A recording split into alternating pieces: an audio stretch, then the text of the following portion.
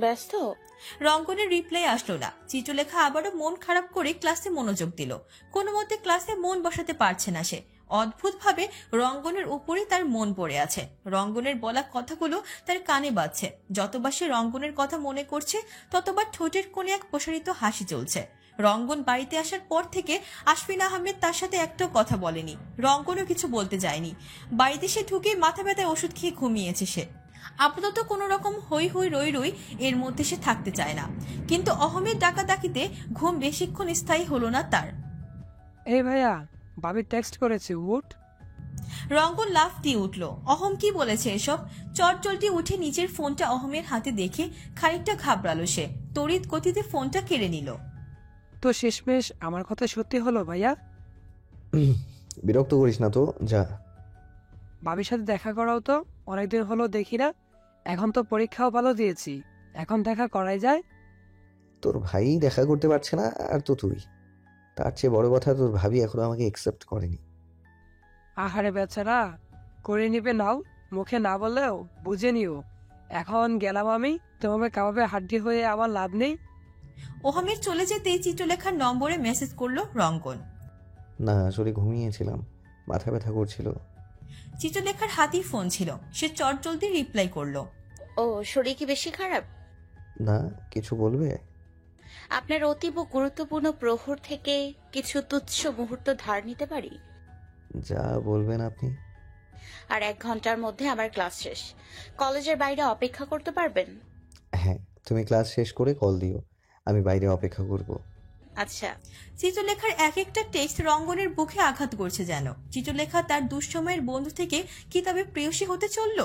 অর্ণব দুপুরের খাবার বাড়িতে বসেই খাচ্ছে। ব্যবসার অবস্থা যথেষ্ট খারাপ, বিক্রি নেই বললেই চলে। অদ্ভুতভাবে তাদের দোকানের ডিমান্ড যেন একেবারে তলানিতে মিশে গেছে। এই অবস্থায় কি করবে বুঝে উঠতে পারছে না অর্ণব। তার উপর এখন অনিকেরও চাকরি নেই। সব মিলিয়ে দায়িত্বটা অর্ণবের কাঁধেই পড়েছে। এই বিষয় নিয়ে সে কারোর সাথে কথাও বলতে পারছে না। অপর্ণাকে বললে সে বাড়াবাড়ি করবে নিশ্চিত, আর অনিককে বললে সে দুশ্চিন্তা করবে। একাকী খেতে নানান প্রশ্ন অর্ণবের মাথায় এসে জট পাকাচ্ছে। অর্ণব, শোনো। হ্যাঁ বলো, কি হয়েছে?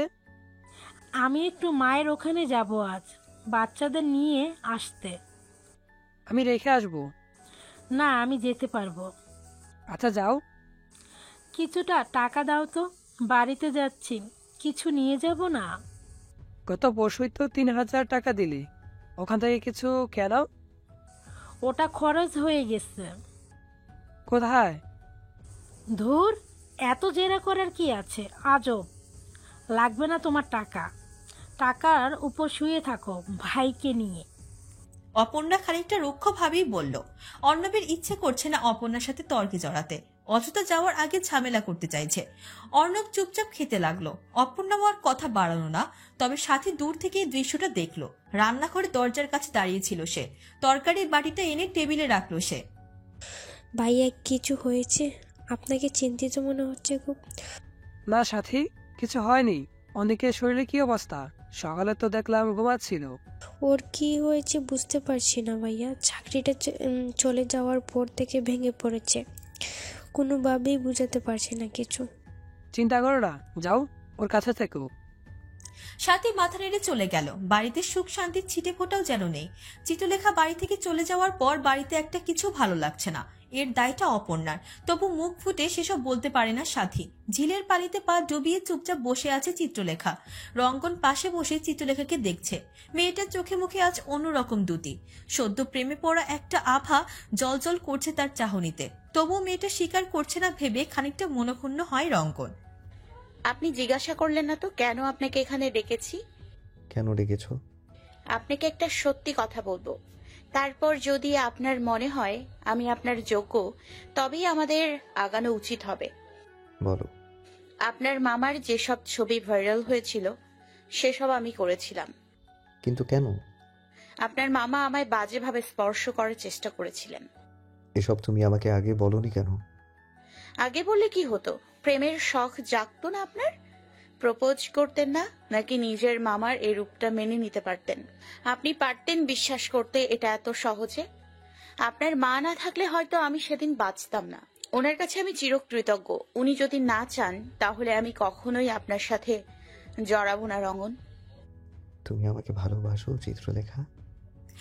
চিত্রলেখা নিশ্চুপ হয়ে গেল। রঙ্গনকে সে কেন বোঝাতে পারছে না এসব কিছুর পরিণতি কতটা অনিশ্চিত। তার বলা সামান্য একটা বাক্য দুটো পরিবারকে ধ্বংস করে দিতে পারবে। সে চায় না তার জন্য তার ভাবির জীবনে নতুন করে কোনো ঝামেলার সৃষ্টি হোক। আমি তোমাকেই বিয়ে করব চিত্রলেখা, তুমি শুধু রাজি থেকো। আমার সবচেয়ে কাছের বন্ধুটাকে আমি ভালোবাসার মানুষ হিসেবেই পাশে রাখতে চাই, সবার অনুমতি নিয়ে। তখন নিষেধ করো না যেন। চিত্রলেখা জানে এটা কখনোই সম্ভব না। আশফিনা আহমেদ মরে যাবেন, তবুও তাকে নিজের পুত্রবধূ হিসেবে মানবেন না।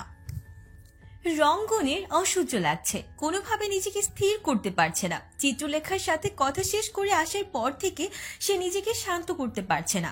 নিজের মামা নামক পশুটার উপর যে ক্রোধ সে অনুভব করছে তা কোনো ক্রমে কমানো সম্ভব না। চিত্রলেখার বিষয়ে আপাতত বাড়িতে নতুন করে কথা তুলতে চাচ্ছে না সে, তবে নওশাদকে সে শিক্ষা দিবেই। চট করে মাথায় একটা বুদ্ধি আসলো রঙ্গনের, এতে সে নওশাদকেও শিক্ষা দিতে পারবে, আবার বাড়িতে কোনো ঝামেলাও হবে না। মনে মনে নিজের বুদ্ধির প্রশংসা করে নওশাদকে কল করলো রঙ্গন। হ্যালো মামা, কোথায় তুমি? বাড়িতে যাচ্ছি, বল কি হয়েছে? একা আছো? হ্যাঁ। আসলে একটা লোক আমাকে হুমকি দিচ্ছে, তুমি কি একটু আসতে পারবা? তোকে হুমকি দিচ্ছে? এত সাহস? আমার নাম বললেই তো কাজ হওয়ার কথা। তুই অ্যাড্রেসটা মেসেজ কর, আমি 10 মিনিটের মধ্যে যাচ্ছি। দেখি কত বড় সাহস। আচ্ছা মামা, থ্যাঙ্কস। কল কেটে রঙ্গন মুচকি হাসলো। মার্কেটের কাছাকাছি আছে সে। চট জলদি একটা লোকাল দোকান থেকে একটা হুডি কিনে রাখলো। নওশাদকে সে পাশে ডেকেছে, ওই পাশটায় অন্ধকার। তাছাড়া রঙ্গন বেশ ভালো করে দেখে রেখেছে নওশাদ আসলে কি করতে হবে, তা ইতিমধ্যেই কণ্ঠস্থ করে ফেলেছে সে। নওশাদের আসতে মিনিট 15 লাগলো। রঙ্গনের ফোনে টেক্সট করে আসার জানান দিল সে। রঙ্গন এই মুহূর্তের অপেক্ষায় ছিল এতক্ষণ। নিজের হাতে থাকা হুডিটা দিয়ে নওশাদের মুখের সামনের অংশ আষ্টে পৃষ্ঠে আবৃত করে ফেলল। অতঃপর কোনো শব্দ ছাড়া টানা 5 মিনিট ধরে বেধড়ক মারতে থাকলো নওশাদকে। অন্ধকার, তার উপর হুডির কারণে ঠিকমতো কিছু দেখতে না পেয়ে ঘাসের উপর পড়ে থেকে কাতরাতে লাগলো নওশাদ। বেশ কিছুক্ষণ পর রঙ্গন নওশাদকে ছেড়ে ফেলে রেখে চলে গেল। নওশাদ ধীরে ধীরে উঠে বসলো। মুখ থেকে হুডে সরাতেই রঙ্গনের কল আসলো। মামা কোথায় তুমি? এই লোকটা বলছে এ নাকি তোমায় ধরে মেরেছে, কি যা তা বলছে। তোমাকে কেউ মারতে পারে? এ বোধহয় গাঁজা খেয়েছে। মামা তুমি কোথায় বলো তো? ভাগ্নে, আমি একটু কাজে আটকে পড়েছি, তুই বিষয়টা শর্ট আউট করে নে, আমি পরে দেখব। তাহলে তো তুমি আসোইনি। আর এই রাম ছাগল বলছে তোমায় নাকি কুকুরের মতো মেরেছে, আবার বলছে এসব নাকি সবাইকে বলে বেড়াবে। এইটাকে পরে ধোলাই দিও তো মামা। নওশাদ কোন রকম সম্মতি জানিয়ে ফোনটা কাটলো। রঙ্গন হাসতে হাসতে বাড়ির দিকে এগোলো। উচিত শিক্ষা দিতে পেরেছে। সাপও মারলো, লাঠিও ভাঙলো না। রঙ্গন বেশ খোশ মেজাজে বাড়িতে ফিরল। তখন অবধি সে বুঝতে পারেনি তার জন্য কি অপেক্ষা করছে বাড়িতে। সে ভেবেছিল তার মামার বিশেষ কোনো ক্ষতি হয়নি, কিন্তু রঙ্গন রাগের মাথায় যে আঘাতগুলো করেছে তা নওশাদের জন্য কাল হয়ে আসলো। নওশাদের ডান হাতের একটা হাড় ভেঙে গেছে এবং কপালের কাছে একটা গভীর ক্ষত হয়েছে। এসব রঙ্গন জানতে পারলো বাড়িতে ফেরার পর। রঙ্গনের বাবা মাসরুর আহমেদ তাকে জানালেন। নওশাদ তখনও স্বীকার করেনি মার খাওয়ার কথাটা। সে বলেছে অ্যাক্সিডেন্টের কারণে হয়েছে এসব। নওশাদের এই অবস্থা দেখে রঙ্গনের মোটেও খারাপ লাগছে না, বরং না চাইতেও একটা আত্মতৃপ্তি তার চোখের চাহনিতে ফুটে উঠেছে। মাসরুর সাহেব নওশাদকে দেখতে যাওয়ার কথা বলেছিলেন রঙ্গনকে। রঙ্গন, আমাদের একবার নওশাদকে দেখতে যাওয়া উচিত। আশফিনার যে কি হয়েছে, যাবে না বলছে। ভাইয়ের উপর কিসের এত রাগ বলতো? যে অ্যাক্সিডেন্ট করেছে তবুও দেখতে যাবে না? মায়ের কথা থাক, আমরা যাব, চলো। হ্যাঁ ঠিক বলেছিস, চল আমরা বের হই। রঙ্গন নিজের চোখে দেখতে চাইছিল নওশাদের যন্ত্রণা। এখন সে সুযোগটা এসে হাতের নাগালে পেয়েছে, তবে সুযোগটা লুফে দিতে দ্বিধা কোথায়? সুযোগটা লুফে নেওয়ার সৌভাগ্য রঙ্গনের হলো না। আশফিন আহমেদের কড়া স্বরে তাকে মলিন মুখে যেতে হলো উপরের ঘরের দিকে। অগ্নি চোখে তিনি বাড়ির সকলকে নিষেধ করলেন নওশাদের সাথে দেখা করতে যেতে। রঙ্গন এসবে বিশেষ কোনো প্রতিক্রিয়া না দেখালেও তার চোখ জোড়া উজ্জ্বল বর্ণ ধারণ করেছে। তৃপ্তি তার চোখে ভাষ্যমান। আশফিন আহমেদের মুখোমুখি দাঁড়ালো সে। আজ যদি তার মা তাকে প্রশ্নবাণে জর্জরিত করে, তবু সে সব সত্যিটা বলবে। সে ভুল নয়, মিথ্যা বলার প্রয়োজন নেই তার। নওশাদকে তুমি মেরেছো? আশফিন আহমেদের প্রথম প্রশ্নে ভড়কে গেল রঙ্গন। সে কখনোই ভাবেনি তার মা তাকে সরাসরি এই প্রশ্ন করবে, করার কথাও না। হ্যাঁ, আমি মেরেছি। তাহলে চিত্রলেখা তোমায় বলেছে সেদিনের কথা? যা হয়েছে সেটা নিয়ে নতুন করে ঝামেলা করার দরকার ছিল রঙ্গন? নওশাদের ক্ষমতা সম্পর্কে তোমার ধারণা আছে? আঘাতটা যখন চিত্রলেখার উপর গিয়ে পড়বে তখন কিভাবে আটকাবে তুমি? চিত্রলেখাকে বাঁচানোর জন্য আমি আছি সবসময় মা।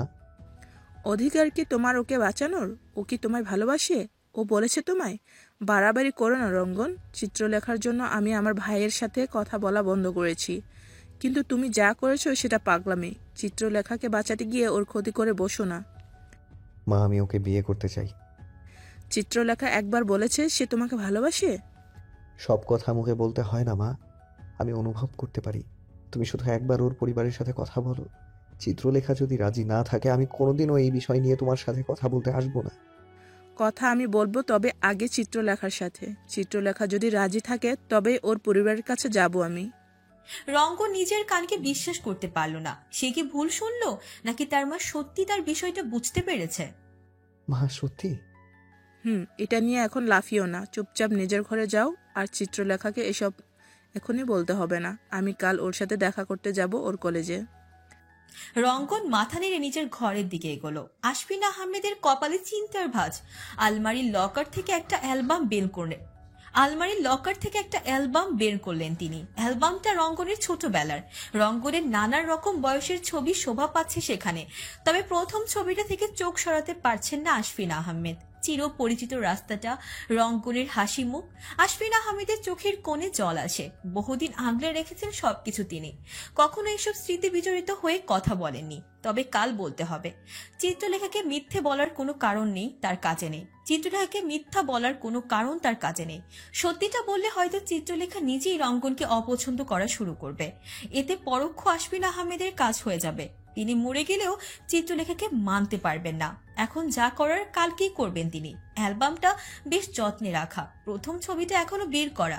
রঙ্গনকে কোলে নিয়ে কান্না করছেন আশফিন আহমেদ। পরের ছবিটাতে দেখা যাচ্ছে রঙ্গনের গালে চুমু খেয়ে তাকে কোলের মধ্যে আড়াল করছেন। ছবিগুলো রঙ্গনের প্রথম ছবি, চিরচেনা একটা রাস্তার পাশে তোলা। এই ছবি আশফিন আহমেদের মনের খুব কাছে। এই ছবি দুটো তিনি রঙ্গনকেও দেখাননি কখনো। পাছে যদি রঙ্গন কিছু একটা আন্দাজ করে দূরে চলে যায়, এ ভয় তাকে কুড়ে কুড়ে খায়। রঙ্গনকে তিনি যতটা যত্নে বড় করেছেন, তার প্রতিদানে রঙ্গন নিশ্চয়ই তাকে একা ফেলে যাবে না। আর তা নিশ্চিত করতেই আশফিন আহমেদ নিজের পছন্দের কোনো মেয়ের সাথে রঙ্গনের বিয়ে দিবেন, যেটা চিত্রলেখা কখনোই না, ভুলক্রমেও না। অপর্ণা তাই মায়ের মুখোমুখি বসেছে। বাচ্চাদের খাইয়ে জোর করে ঘুমিয়ে দিয়ে মায়ের কাছে এসেছে সে। দুপুরের রোদ খুব একটা কড়া না হলেও আজ অন্য দিনের তুলনায় শীত কম। অপর্ণার মা আঞ্জুমান কিছুক্ষণ পরপর ঠান্ডা পানি খাচ্ছেন। মায়ের এই আচরণে বিরক্ত অপর্ণা। সে এসেছে সলা পরামর্শের জন্য, সেখানে তার মা কিছুই বলছে না। মা, তুমি তো কিছু বলো, কিভাবে কি করব? একটু তো বুদ্ধি দাও আমাকে। চিত্রলেখার বিয়ে ওই লোকের সাথে না দিলে শেষ আমার নেকলেসটাও হাতছাড়া হবে। আহা, চুপ কর তো অপু, বেশি অধৈর্য তুই। আমাকে ভাবতে দে আগে। ওই বুড়োটার সাথে তোর বর জীবনেও বিয়ে দিতে রাজি হবে? কোনো চাল চালতে হবে যেন ও নিজে রাজি হয় বিয়ে দিতে। সেটাই বলো, কি চাল চালবে বলো? আঞ্জুমান আবার ঠান্ডা পানির গ্লাসে ঠোঁট ঠেকালেন। মতলব তো তার মাথায় আছে, তবে বিষয়টা জটিল হয় কিনা এ ভয়ে তিনি বলতে পারছেন না। শোন, বুদ্ধি একটা আছে, তবে এটার দায়ভার তোর ওপর। তুই কাজটা করবি কিনা তুই ভেবে দেখ। আগে বলো তো কি বুদ্ধি? লোকটা তো প্রভাবশালী বললি, তো ওই বুড়োটাকে বল লেখাকে এক রাতের জন্য তুলে নিয়ে যেতে, আর পরের দিন ভোরবেলায় যেন বাড়ির সামনে ফেলে যায়। মহল্লার মানুষ একবার এই ঘটনা দেখলে ওই বুড়ো ছাড়া কেউ লেখাকে বিয়ে করতে আসবে না। বুদ্ধি তো খারাপ দাওনি মা, কিন্তু ওই বুড়ো রাজি হবে? সেটা তোর বোঝার ব্যাপার। বুদ্ধি চেয়েছিস, দিয়েছি। এখন যা, তোর বাবা আসলো বলে। অপর্ণা মাথা নাড়তে নাড়তে চলে গেল। নওশাদকে কোনোভাবে রাজি করাতে হবে এই প্ল্যানটাতে। ফুরফুরে মেজাজে নিজের ঘরের দিকে চলল সে। চিত্রলেখার অদ্ভুত রকমের সংকোচ বোধ হচ্ছে। আশফিন আহমেদ মানুষটা বড্ড আত্মসম্মান বোধ সম্পন্ন। তার সামনে চিত্রলেখা নিজেকে বড্ড দুর্বল মনে হয়। এমনি তো সে ইনফেরিটি কমপ্লেক্সে ভোগে, আর আশফিনা আহমেদের সামনে এই সমস্যাটা বোধ হয় আরো বাড়ল। ভয়ে তার হাত পা কাঁপতে লাগলো। আশফিনা আহমেদ না চাইলে সে কখনোই রঙ্গনকে পাওয়ার স্বপ্ন দেখবে না। মায়ের অসম্মতিতে ছেলের হাত ধরার মতো কাজ সে করতে চায় না। কেমন আছো চিত্রলেখা? জি জি আলহামদুলিল্লাহ ভালো আছি। ভয় পেও না, তোমায় আমি কিছু বলতে চাই এবং তোমার জন্য কিছু প্রশ্ন আছে আমার কাছে। জি। তুমি রঙ্গনকে ভালোবাসো? চিত্রলেখা উত্তর দিতে পারছে না। এখন অব্দি রঙ্গনকে সে নিজের মনের কথা বলতে পারেনি। সে ভয় পায়, মারাত্মক ভয়। রঙ্গন আর তার কোনো মিল নেই, আকাশ পাতাল তফাৎ। আকাশ পাতাল তফাৎ। যেখানে জমিনে থেকে রঙ্গনকে ছুঁতে যাওয়ার সাধ্য কি তার আছে? সে কখনো পারবে না এই প্রশ্নের উত্তর দিতে। পারিপার্শ্বিক চিন্তা বাদ দিয়ে বলো চিত্রলেখা, তুমি শুধু তোমাকে মনের কথাটুকু আমাকে বলো। আমি রঙ্গনের উপস্থিতিতে ভালো আছি। এই অনুভূতির নাম আমার জানা নেই। আমার পক্ষে রঙ্গনকে চাওয়া বামুন হয়ে চাঁদ ছোঁয়ার মতো। সে আমার ভাগ্যে নেই, আমি বুঝি। আমি বুঝতে পেরেছি তুমি রঙ্গনকে ভালোবাসো। এখন তোমার সাথে আমি এমন কিছু কথা শেয়ার করব যা রঙ্গনও জানে না। আমি চাইবো একথা যেন আমাদের মধ্যেই থাকে। রঙ্গন যদি ভুলেও এ কথা কোনোদিন জানতে পারে, সে দিনটা হবে তোমার জীবনের শেষ দিন। আশফিনা আহমেদ বেশ শান্ত স্বরে কথাটা বললেও চিত্রলেখার অন্তরাত্মায় কম্পন সৃষ্টি হলো। নিউক্লিয়ার বোমার মতো এই মহিলার মুখশ্রিত কথা ঠিক কিভাবে আহত করবে আর কতটা আহত করবে তার নিশ্চয়তা নেই। চিত্রলেখা, তুমি একটু স্বাভাবিক হও যেন আমি নির্দ্বিধায় কথাগুলো বলতে পারি। জি জি বলুন। রঙ্গনের বয়স এখন 24, একেবারে বেশিও না। ম্যাচুরিটি ওর মধ্যে আছে, তবে সময় আর মানুষভেদে ওর আচরণগুলো বদলে যায়। আমার বিয়ের পর প্রায় 6 বছর আমি নিঃসন্তান ছিলাম। তখন রঙ্গন আমার জীবনে আসে খুব অদ্ভুতভাবে। আমরা ডাক্তারের কাছ থেকে ফিরছিলাম। তিনি বলেছিলেন আমার মা হওয়ার সম্ভাবনা 5%-ও নিচে। মারাত্মক ভেঙে পড়েছিলাম। ডাক্তার কাছ থেকে ফেরার সময় একটা রাস্তায় ধারে হঠাৎ আমাদের গাড়ি নষ্ট হয়ে যায়। সে মুহূর্তে একটা বাচ্চার কান্নার স্বর আমার কানে আসে। মাতৃত্বের তৃষ্ণার্ত অভাগী আমি গাড়ি থেকে নেমে এদিক সেদিক তাকালাম। তখনও ডিসেম্বরের মাস ছিল। একটা নবজাতক শিশুকে কাপড়ে মুড়ে রাস্তার এক কোণে ফেলে রেখে যাওয়া হয়েছিল। আমি সেদিন বাচ্চাকে কোলে জড়িয়ে কতক্ষণ কেঁদেছিলাম তার ইয়ত্তা নেই। মাসরুর সাহেব আমাকে পরবর্তীতে দেখানোর জন্য মুহূর্তটা ছবি তুলেছিলেন। ছবিটা আমি অ্যালবামে রাখলেও কখনো রঙ্গনকে দেখাতে পারিনি। আমার 6 বছর কান্নার পর আল্লাহ তাআলা আমার বুকে রঙ্গনকে পাঠিয়েছিলেন। চিত্রলেখা স্তব্ধ হয়ে গেল। রঙ্গন তাদের আসল সন্তান নয়, তবে রঙ্গন কে? কি তার পরিচয়? প্রশ্নগুলো মাথায় ঘুরপাক খেতে থাকলেও চিত্রলেখা যেন একটু স্বাভাবিক হলো। রঙ্গনের জন্য তার অনুভূতিতে বিন্দুমাত্র ভাটা পড়ল না, বরং প্রখর হলো তার অনুভূতির ভান্ডার। আমি কি বললাম বুঝতে পেরেছো? জি আন্টি বুঝেছি। এখন বলো, এই সত্যি জানার পরেও তুমি রঙ্গনকে ভালোবাসো? বিয়ে করতে পারবে তাকে? তোমার পরিবার মানবে?